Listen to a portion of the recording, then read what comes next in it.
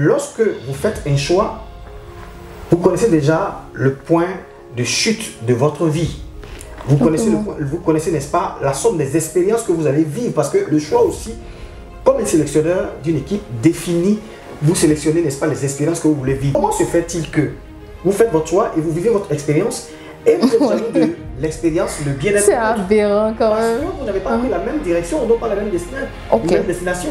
Et je me pose la question de savoir, si on est capable de jalouser une personne qui prospère, pourquoi on ne le fait pas lorsqu'elle échoue? Ouais. Parce qu'elle réussit aujourd'hui parce qu'elle a persévéré, elle a du succès, mais il y a des conséquences aussi qui sont associées à son choix. Donc si vous êtes capable d'être mécontent par rapport au succès qui résulte du choix d'une personne, vous devez être aussi capable d'être mécontent quand la personne ne prospère pas, échoue. Donc lorsque vous faites un choix, vous assumez la responsabilité de ce choix. À chaque instant, nous faisons des choix qui nous semblent les meilleurs pour nous. Nous choisissons ce que nous allons manger, nous choisissons avec qui nous avons envie de partager du temps. Nous choisissons bien souvent notre emploi. Nous choisissons aussi de croire ce que nous voulons, parfois en suivant la masse des gens, parfois en se forgeant notre propre opinion. Les choix que nous faisons peuvent avoir un impact significatif sur notre avenir. Ce jour, nous parlerons du rôle ou de l'importance des choix justement que nous faisons dans notre quotidien, sur notre avenir. Avec le coach Chris-Ange Merlin, on va dire en après chez Cam. Coach, merci d'être là. Merci à vous. Bon, Cam, coach Chris-Ange Merlin. Donc c'est Chris-Ange Merlin, Cam, et donc Cam, comment on va? Super bien. C'est un plaisir encore. Hein? Plaisir partagé. Tout de suite, la première question qui va me tarauder l'esprit, c'est celle en rapport avec le choix, justement, puisqu'on en parle. Mais qu'est-ce que c'est, précisément? On appelle généralement un choix notre faculté ou capacité à opérer la volonté de prendre entre une chose et une autre, celle qui nous convient la mieux. Donc cette capacité de focaliser, de porter son intérêt sur une chose plutôt qu'une autre, c'est notre capacité à choisir, c'est-à-dire à adhérer à une idée, à une chose ou à une fonction plutôt qu'à une autre. Cette capacité à juger de ce qui nous intéresse entre deux choses et ce qui pourrait nous être utile et à adhérer à cette chose-là, c'est ce qu'on appelle la capacité de choisir. Et pourquoi nous faisons des choix? Nous faisons des choix pour la simple raison qu'il y a assez d'activités dans la vie de l'humain. Il y a un chevauchement d'activités de réflexion, d'idées qui viennent et on ne peut pas tout faire à la fois. Et donc nous allons porter notre intérêt si ce que nous semble utile et faire ce que nous estimons être bien pour nous ou pour quelqu'un. En ce moment, on dit que nous choisissons ou si nous ne le faisons pas, le fait de ne pas choisir aussi, c'est aussi un choix.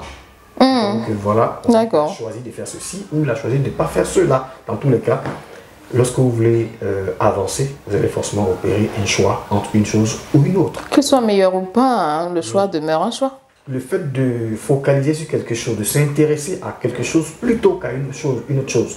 Parce qu'on ne peut pas être dispersé partout à la fois et faire tout à la fois. Le fait de se concentrer sur une chose, c'est de faire un choix et de laisser les autres par rapport à ceci. Sur quelle base on fait ce choix? Par rapport à ce qui touche à nos intérêts, on choisit par rapport à ce que nous pensons qui nous arrangerait ou qui soit une solution à ce que nous recherchons. Nous focalisons, on a toujours un objectif, une intention derrière un choix. Voilà. La question c'est, qu'est-ce qui vous intéresse? Quelle est la raison pour laquelle vous focalisez sur ceci plutôt que sur cela? Voilà. Et c'est en cela que le choix est important parce que ça impacte la vie de l'individu. Parce que si vous focalisez ou portez votre attention sur quelque chose plutôt qu'une autre, vous allez comprendre que ce choix-là va définir quelque chose dans votre vie et la finalité ou l'intention, ou la finalité de ce choix-là ne sera pas la même que si vous avez pris vous avez fait un autre choix. La simple raison que le choix va définir le résultat que nous recherchons. Voilà. Est-ce que le choix a des points similaires avec la décision? Non, la décision, c'est votre capacité à vous résoudre à faire quelque chose. C'est-à-dire que aujourd'hui, je ne fais pas ça. Aujourd'hui, je fais ceci. Aujourd'hui, je décide de faire cela. C'est une implication personnelle. Or, le choix, c'est votre capacité chaque jour à aller dans une direction ou une autre. Peu importe que vous ayez décidé ou pas, vous devez faire quelque chose, que ça vous engage ou que ça ne vous engage pas. C'est toujours un choix. que vous allez opérer entre différentes décisions, entre différentes options. Voilà. Or, la décision, c'est le fait de se concentrer sur une seule chose. On va parler maintenant du fait de faire un bon choix ou pas. Oui. Mais comment faire un bon choix? Est-ce qu'il y a un bon choix et est-ce qu'il y a un mauvais choix? Il n'y a pas de bon choix, il n'y a pas de mauvais choix. Parce que la finalité souvent n'est pas en notre faveur, oui, comme préétabli par nous-mêmes. Toujours est-il que vous allez vous tromper, peu importe le choix que vous allez faire, votre appréciation sera totalement différente de l'appréciation d'une autre personne. C'est par rapport à ce que vous cherchez que vous dites que c'est un bon choix. Et si ce que je recherche est différent du vôtre, je dirais que c'est un mauvais choix. Mais on peut partir du mauvais pied et après, par correction, on arrive à retrouver le type de vie, le type de résultat qu'on voudrait. D'accord? Donc, on va dire que par rapport à ce qui est défini au départ, c'est un bon choix. Des personnes n'ont pas voulu peut-être vivre avec une telle personne au départ, elles n'espéraient même pas avoir une vie meilleure, mais au fur et à mesure qu'elles ont vu quelque chose de bien dans sa relation avec telle personne, donc ça finit par devenir bien. Et on peut prendre, comme je l'ai dit, on peut décider de faire quelque chose. On peut choisir une option.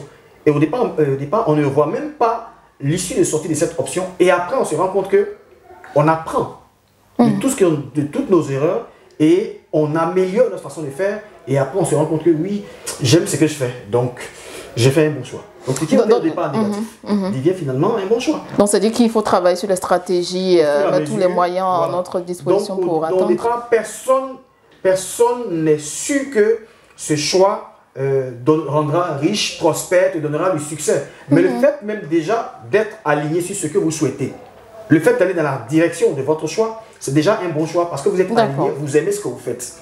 Et moi, je dis qu'à partir du moment où quelqu'un est aligné sur ce qu'il fait, il prospère parce qu'il va dans la direction de son choix. Il va en étant aligné avec ce qu'il fait. Donc, il y a déjà la notion d'implication émotionnelle parce que vous êtes dans le dessin de votre volonté. Et ça, c'est vraiment très, très important. En plus des facteurs exogènes, est-ce qu'on fait des choix en se basant sur des facteurs endogènes, c'est-à-dire nos intuitions? Oui, parce que généralement, les humains fonctionnent par expérience. Ok. On se sert des expériences d'autres personnes. Et c'est là que on peut parler du mauvais choix d'autres personnes. On fait nos choix par rapport à l'expérience d'une autre personne. Bon, d'accord. L'autre a fait ça, ça va marcher, donc moi je ne ferai pas ça aussi. Comme l'autre a fait ça, ça a marché, donc je vais faire ça. Donc j'ai fini mes études, j'ai fini, bon d'accord. Toi tu vas devenir quoi? Moi je voudrais vraiment passer le concours dans la mairie. Moi aussi. Mais son option n'est pas le vôtre. Le sentiment qu'il a par rapport à son choix n'est pas le vôtre. Donc vous ne pouvez pas faire pratiquement le même choix. Parce que vous n'aimez pas la chose de la même manière. D'accord? Donc moi je crois que le fait même d'associer d'autres formes de sentiments ou encore une intuition à cela, vous le décidez par rapport aux expériences du passé. Et ça peut souvent être bien, mais ça peut aussi poser du tort. Alors quand on va planter le décor avec un schéma, justement, lorsque des personnes font des choix, toutefois en jalousant le choix des autres. On va parler du même contenu au niveau du choix, mais lorsque peut-être la personne réussit, il y a une certaine jalousie qui pointe son nez. Ben, c'est quelque chose qui revient le plus souvent pour ceux qui viennent me rencontrer dans le cadre d'un coaching pour dire que non, j'ai ma voisine ou j'ai une collègue du service, mais j'ai une amie du quartier qui est jalouse de moi parce que j'ai réussi, j'ai prospère dans mon activité. J'ai jamais compris. Vous savez, lorsque vous comprenez que le choix définit le résultat, la destination par laquelle la finalité de ce que vous faites, vous devez savoir que lorsque vous faites un choix, vous connaissez déjà le point de chute de votre vie. Vous connaissez, n'est-ce pas, la somme des expériences que vous allez vivre. Parce que le choix aussi, comme un sélectionneur d'une équipe, définit, vous sélectionnez, n'est-ce pas, les expériences que vous voulez vivre. Parce que le type de personne, j'ai choisi mon homme, j'ai choisi ma femme, j'ai choisi mon boulot, etc. C'est le vôtre. Vous avez réfléchi mûrement et vous avez fait le choix. Comment se fait-il que vous faites votre choix et vous vivez votre expérience et vous êtes jaloux de l'expérience, le bien-être? C'est aberrant quand même. Parce que vous n'avez pas pris la même direction, on n'a pas la même destination. Et je me pose la question de savoir, si on est capable de jalouser une personne qui prospère, pourquoi on ne le fait pas lorsqu'elle échoue? Ouais. Parce qu'elle réussit aujourd'hui parce qu'elle a persévéré, elle a du succès, mais il y a des conséquences aussi qui sont associées à son choix. Donc si vous êtes capable d'être mécontent par rapport au succès qui résulte du choix d'une personne, vous devez être aussi capable d'être mécontent quand la personne ne prospère pas, échoue. D'accord? Votre choix est définir votre route, votre expérience. Et le choix d'une personne définit aussi sa route et ses expériences. Donc vos expériences et vos vies, vos résultats, vos points de chute seront diamétralement opposés. Comment vous pouvez être jaloux de l'expérience ou de la fin d'une vie de quelqu'un d'autre? Puisque vos choix sont différents. C'est un peu l'histoire d'un ami que je connais bien, qui est aujourd'hui colonel de l'armée en Côte d'Ivoire, je crois, de son nom. D'accord. Et on causait comme ça entre amis, on se retrouve entre amis du lycée. Et il y a un d'entre nous qui est vraiment foncièrement jaloux du bien-être de l'autre. Et il venait titiller vers moi, je lui ai dit, je ne sais pas, je n'arrive pas à comprendre. Je dis, moi, je suis coach, motivateur, formateur, je voyage, je suis heureux. J'ai connu des moments difficiles dans mon boulot. Mais aujourd'hui, tous ceux qui me voient, ils m'envient, mais ils ne savent pas quelles sont les étapes. Donc, lorsque vous faites un choix, directement, vous assumez la responsabilité de ce choix. Donc, y compris tous les déboires, toutes les difficultés afférentes à ce choix que vous opérez. Donc, je ne peux pas envier donc, une personne qui n'a pas fait le même choix que moi. Donc, tout ce que cette personne a comme expérience heureuse ou malheureuse découle de son choix. Donc, je ne comprends pas comment certaines personnes seront jalouses. Donc, c'est la mauvaise foi. C'est la mauvaise foi. En griffe, c'est la sorcellerie, je ne peux pas comprendre.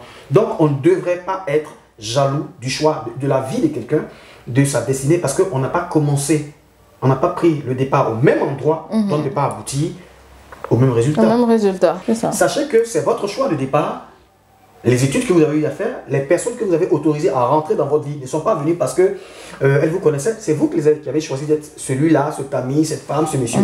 Et donc ces résultats, vous pouvez les changer si les finalités ne vous plaisent pas. Tout ce qui vient dans votre vie, toutes les expériences bonnes ou négatives ne viennent de personne. Même Dieu ne peut pas agir sur vous. Vraiment. C'est vous qui décidez. Je crois bien, j'aime bien cette parole-là de la Bible qui dit à tes résolutions. Donc si tu as des résolutions, ben, tu as le choix. Parce qu'on dit encore plus loin, tout est permis ici-bas, mais tout n'est pas utile. Donc comprenez que vous avez tous le libre arbitre, c'est le choix. D'accord, le coach est en train de prêcher maintenant. Voilà. J'aime bien ce genre de choses parce que je m'explique depuis en tant que coach. Ouais, merci bien coach.